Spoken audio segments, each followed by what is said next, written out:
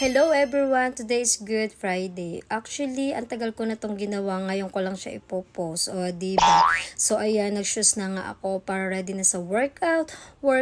Kahit hindi ko na talaga kaya, guys. Pinipilit ko matanggal yung mga taba sa likod at sa gilid ng kilikili para sexy back na ulit tayo ngayon, summer. So, ayan, pampalaki ng puwet. O, diba? So, kailangan ko ba yan, guys?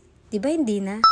O, diba? Ito yung pinakamasakit talaga yung sa abs. Pero pinaglalabanan ko talaga. Isa pa tong masakit, matanggal lang yung mga fats sa likod ng legs at sa puson.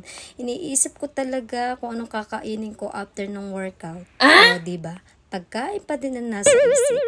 So, hindi mawawala ay yoga, my favorite routine, and don't forget my secret beauty collagen para stay sexy and pretty. Thank you for watching, guys!